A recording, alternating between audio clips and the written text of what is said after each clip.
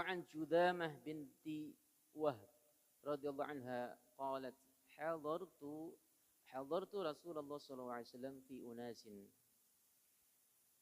Saya hadir kepada hadartu Rasulullah, saya datang kepada Rasulullah sallallahu alaihi wasallam wa huwa yaqul laqad hamamtu an anha 'anil ghillah.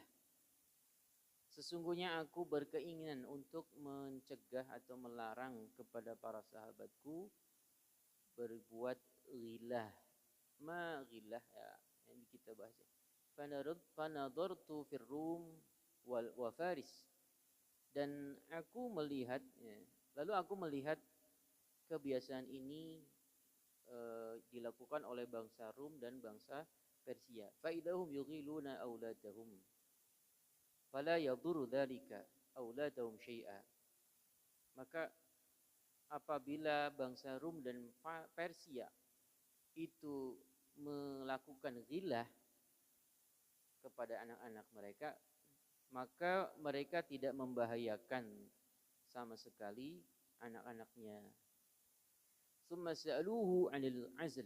Kemudian para sahabat bertanya tentang azal. Faqala Rasulullah sallallahu alaihi wasallam lalikal wa'dul khafi.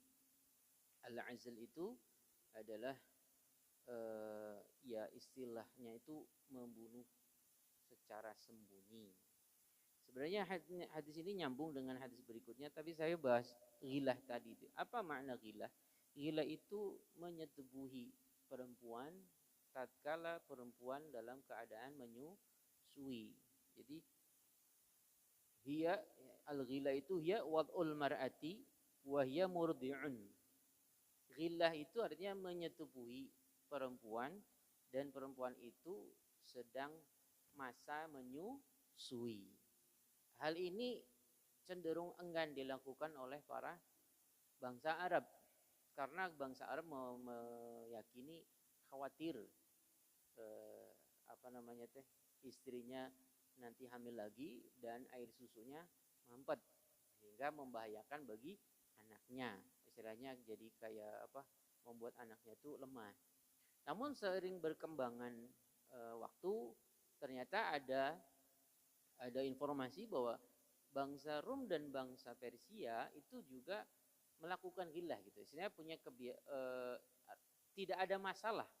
Tidak ada masalah ketika meskipun istri para lelaki itu sedang menyusui anaknya dan melakukan berhubungan tidak membahayakan anaknya. Sehingga dari situ Rasulullah tidak jadi melarang untuk berhubungan pada saat istrinya itu sedang menyusui. Jadi tidak ada larangan. Artinya ada kebolehan. Lalu apa azl? Azl itu mencabut kemaluan ketika di tengah-tengah berhubungan sehingga spermanya itu keluar di luar farji. Ya. Naon bahasa Sunda teh kabesaru. Kabesaru. Al-azl itu bahasa Arabnya al-azl. Ini saya baca dulu hadis yang tadi dzalikal wa'dul khafi bermakna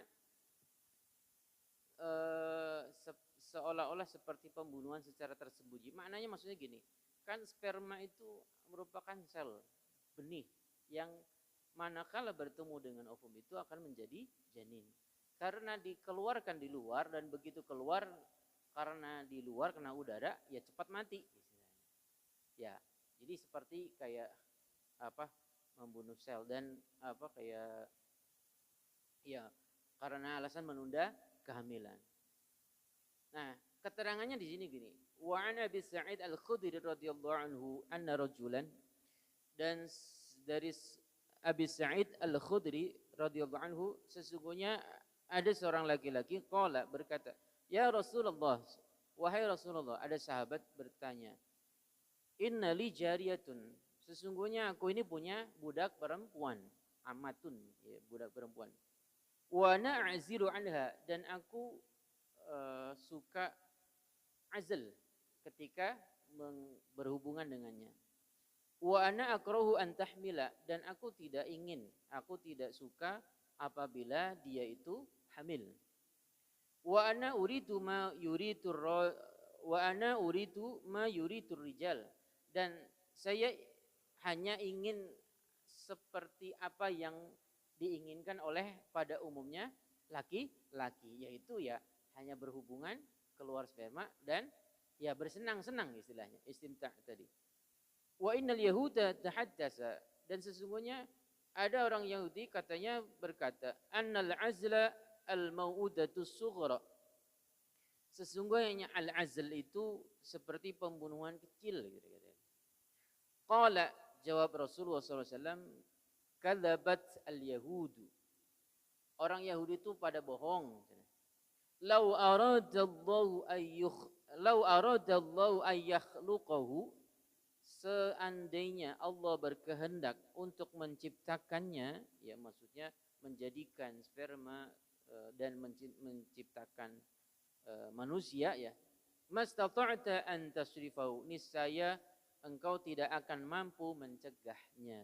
Rawahu Ahmad wa Abu Dawud al-lafdhu lahu wa Nasai wa Tahawi wa rijaluhu siqatun. Jadi ini ada sahabat yang melakukan azl kepada budak perempuannya.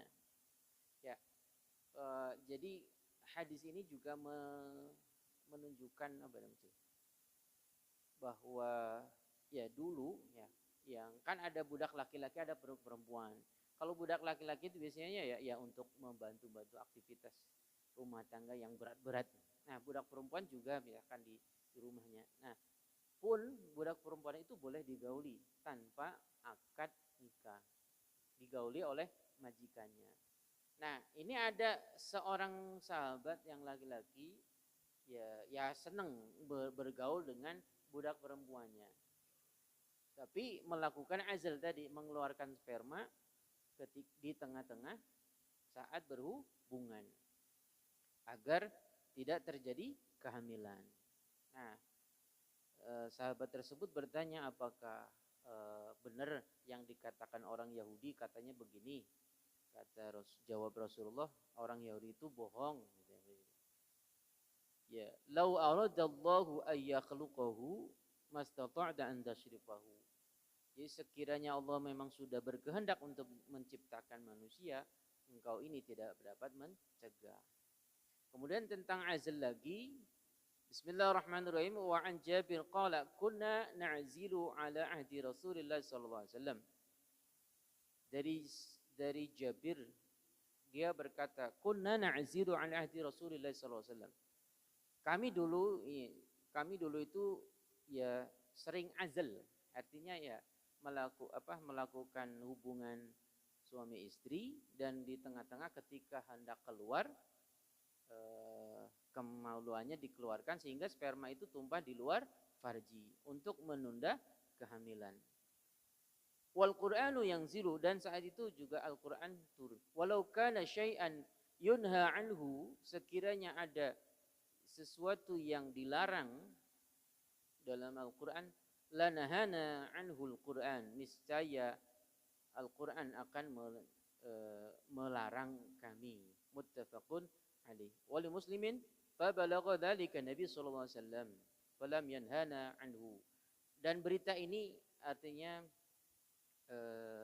informasi tentang kebiasaan para sahabat yang suka melakukan azl ini sampai kepada Rasulullah. Falam yanhana anhu, dan Rasulullah itu tidak melarang kami untuk berbuat demikian, berbuat azl. Kesimpulannya apa, Pak? Kesimpulannya bahwa ketika berhubungan dengan alasan ya tadi ya, misalkan suami istri sudah punya anak, punya bayi yang masih menyusui. Nah, saat masih menyusui, ya itu suami istri masih boleh berhubungan, tidak ada larangan gitu. Kemudian saat berhubungan ketika ingin menunda kehamilan, ya karena kesepakatan suami dan istri, ya dengan cara azl tadi, mengeluarkan sperma di luar kemaluan perempuan, ya itu juga tidak dilarang atau boleh maksudnya. Ya semua kembali kepada ridho suami dan ridho istri masing-masing. Ya misalkan punten gitu, ada istri yang saya misalkan lebih merasa puas, lebih merasa nyaman, enak ya, ketika spermanya dikeluarkan di dalam misalkan, hoyong misalkan. Ya suami harus nuruti, ya harus ridho kayak gitu. Allahu a'lam bishawab.